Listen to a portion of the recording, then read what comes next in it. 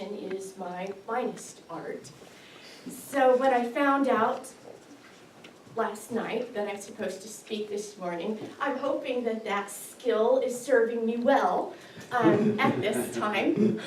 Because when I got off and left the office at 10:30 last night, I wanted to go to sleep. So I did that. This morning, on my way here, I had an idea of what I wanted to speak about, and then I changed my mind. Further uses my skill as a master procrastinator.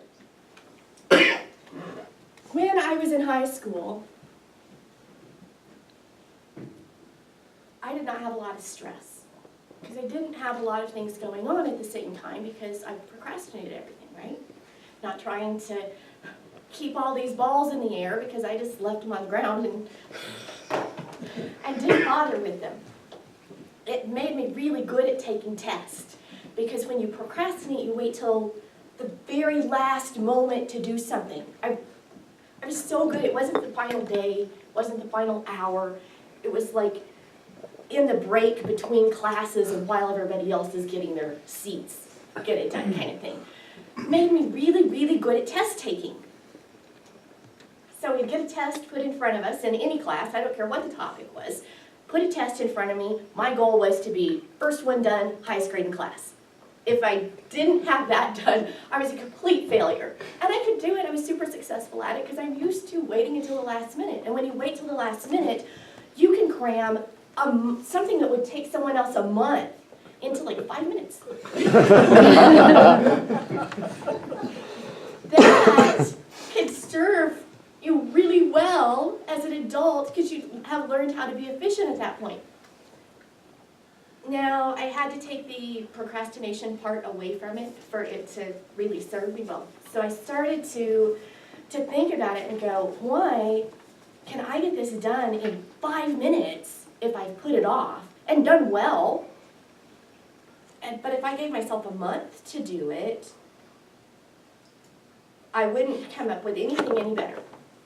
How is that? It would just take me a lot more time. And then I realized it's because I'm totally focused on that. I'm not trying to multitask at all. So, procrastinating served me well because it taught me to be single-handed, to handle things one thing at a time and have absolutely no distractions whatsoever. This is completing cycles of action. And I'll talk more about that in a minute. And then the next thing that I learned, even in high school, was delegating. If I had something that I needed to get done in 5 minutes, because I had to turn it in and I waited till the last minute, if I had some other things on my plate that also needed to get taken care of, I needed to pass that to the person in the chair next to me. Or have someone run to my locker and get something for me that I forgot because I had to finish this project. So I also became very good at delegating things. So single-handed, delegate what can't get done, or what I don't have time to get done myself, but still needs to get done. And then the other thing that I learned really well in high school was to say no, because you can't say yes to something if you've got 5 minutes to get something else done. So I would say, can you run to my locker and get my books for me? And they would say, yeah, can you hold this while I do that for you? And I'd say, no, I'm working on this. So those 3 skills that I learned in high school are something that I use today to help me be more efficient. I'm going to go back to the beginning and talk more about completing cycles of action. And that's what procrastinating taught me to do, is to only do one thing at a time, to not have 30 projects open at the same time that I'm working on. That is the real reason that I procrastinated, is because I didn't want the stress of having this project going on, and having this project going on, and having this project going on, and having this project going on. It's too much for my brain to handle. It's too much stress. I can't multitask. I don't think anyone can really effectively multitask. So I take things as they come at me. I watch my email, and someone came into my office actually a few months ago and said, I want to just watch how you work, because I don't understand how you're getting so much done. And then they watch me and they go, oh, you're single-handed. Efficiency experts teach that. I don't know what single-handeding is. This is just how I have to do things if I expect to get it done. You learn this with 5 kids too. So when something comes into my email box, if it's something that I can do myself, I take care of it then. Done. It doesn't matter. I don't prioritize it. I don't make a list. I don't have time to prioritize things and take a list. And then the second thing that I'll do is if it needs delegated to someone else, I put it on their calendar. It gets delegated to them. And I have systems to follow up and make sure that it's done. Namely, it has to be done for an event. So it's a calendar deadline. Like this person is coming in tomorrow at 3 o'clock and this has to be completed before they come in so that I'm able to follow up on that action.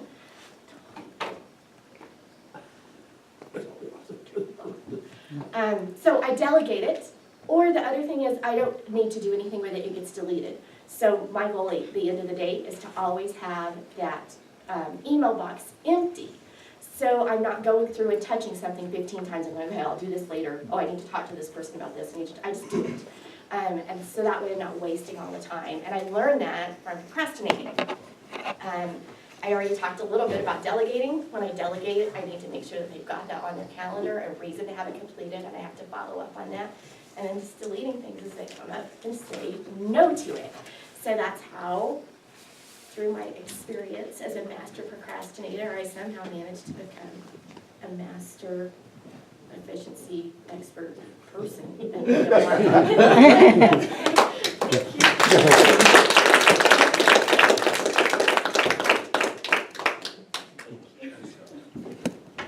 So based on that speech, Tom, I'm changing how I operate here at the foundation.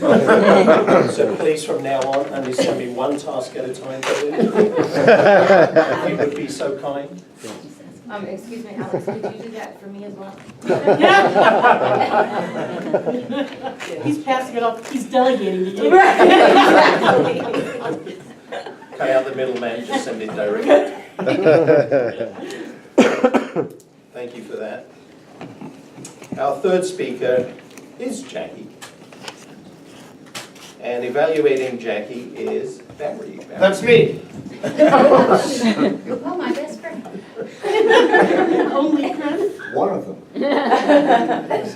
The speaker is speaking in the Competent Communicator Manual, speech number 4, how to say it, and this is about using words and arrangements of words that effectively communicate his or her message to the audience, and selecting clear, accurate, descriptive, short words, and using verbs that convey action. And a lot of other stuff that I'm not going to read. Best wishes.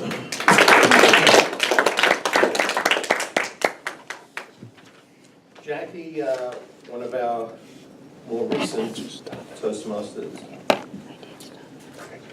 here at Pikes Peak, and working